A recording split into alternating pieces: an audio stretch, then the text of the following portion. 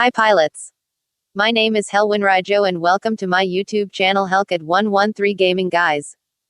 Well, in today's video I will be giving you information on the basic tips and tricks that you guys should know as a mech pilot.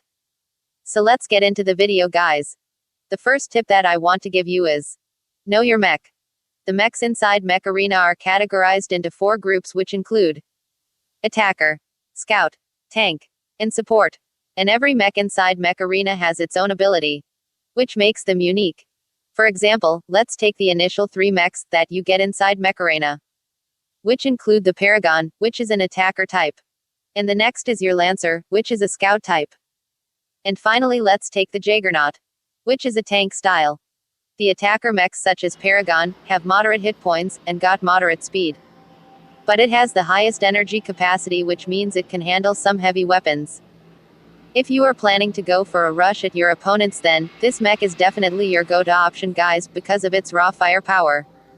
And talking about the ability of Paragon, it is called the boost. When the ability is active, the Paragon mech will move faster than its usual speed. And it will last only for a few seconds, and after that the ability will go into a cooldown for regeneration, and after a few seconds you will be able to use the ability again. Then let's move into the scout type mech. The scout mechs are small in size with low energy levels, which means you will not be able to use the high level of weapons while you are using this mech. But since this mechs are small and fast, this mechs can easily sneak into the enemy territory and cause some serious problems for the enemy. This mechs has got a very thin armor. That is, this mechs can be taken down easily. So watch out for those enemies' fire. If you want to be sneaker in your team, then don't hesitate to use this scouts. The Lancer is also a scout type mech, and its special ability is the jetpacks. These jetpacks help the Lancer to jump off the ground and reach higher points inside the arena, where no other mechs can reach. Here is a fun fact guys. The Lancer is the only mech that can jump inside mecharena.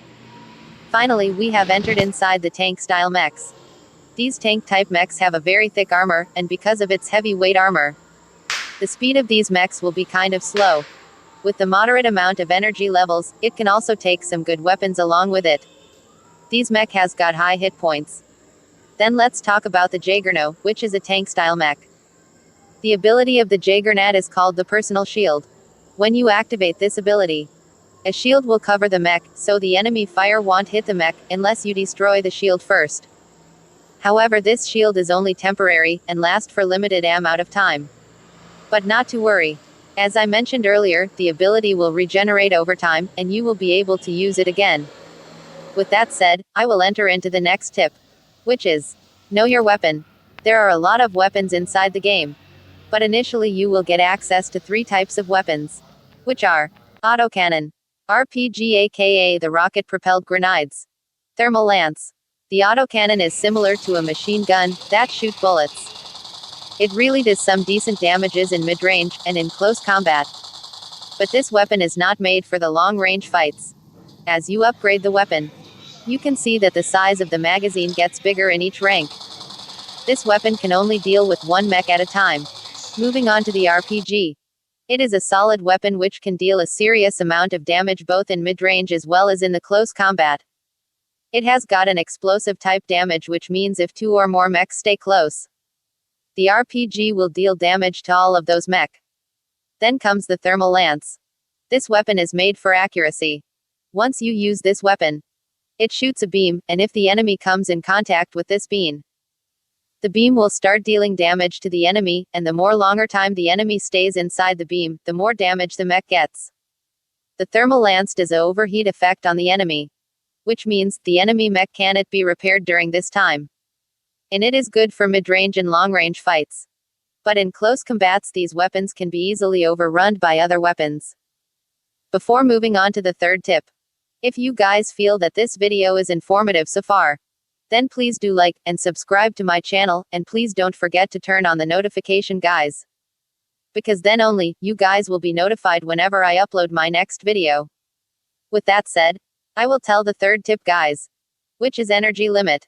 First of all, what is energy limit? Well, it is quite simple guys. It is the amount of energy that a mech can produce. For example, The Paragon can produce 8 energy, and when we increase the rank of the mech, the energy produced by the Paragon will also increase.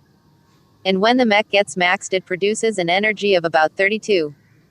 The next question that you will ask me now is that, what can I do with this energy? Well, the energy produced by the mech is consumed by the weapons that the mech uses. For example, let's take the same Paragon mech which produces 8 energy, and let's take one Autocannon 4 which consumes 4 energy. And while you use 2 Autocannon 4, that is 4 plus 4 equals 8. So the combined energy consumption of 2 Autocannon 4 will be 8. And a Paragon mech can produce 8 energy, which means you will be able to use this combo without any problem. Now another question will come to your mind, which is, what if I add 2 Autocannon 4 in my Lancer that produces 4 energy? Since it produces only 4 energy, it's sufficient for only one Autocannon 4. And if you add another Autocannon 4, it will show overload. That is, the mech cannot produce enough energy to keep this weapons operating. At the end of the day, it is all simple maths. Every weapon has its own energy consuming limit, and also there are the same weapons with different energy consuming limit. For example, let's take the RPG for this. The RPG 2 consumes 2 energy per weapon, whereas the RPG 4 consumes 4 energy per weapon. The increased amount of energy consumption means the weapon will do increased damage when compared to the same weapon with lower energy consumption. Now I have explained completely about the mechs, weapons, and the energy. I will give the fourth tip now, which is mech weapon combo. Like I mentioned, the weapon that you choose should be within the mech's energy limit, and there are a lot of weapon combination.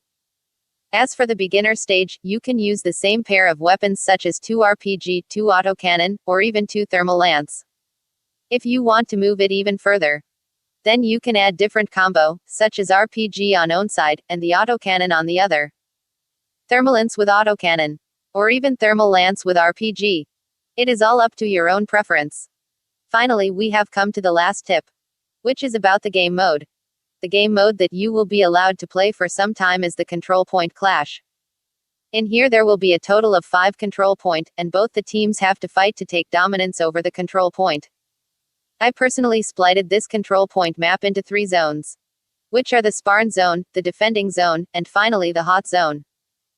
The spawn zone is the place where initially every mech will spawn, and then the defending zone is a place where you can easily take control of 2 control points. And the hot zone is the center part, where there will be complete chaos. To take dominance over the 3rd control point, in order to win the battle, you must have the maximum influence over the control point.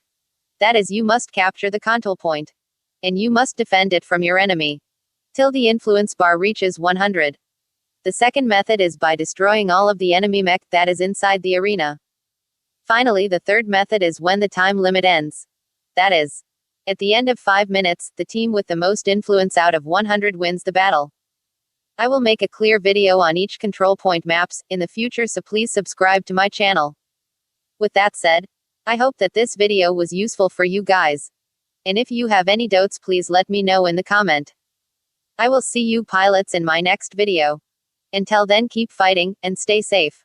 This is your friend in hand, hellkid 113 signing off. Have a good day.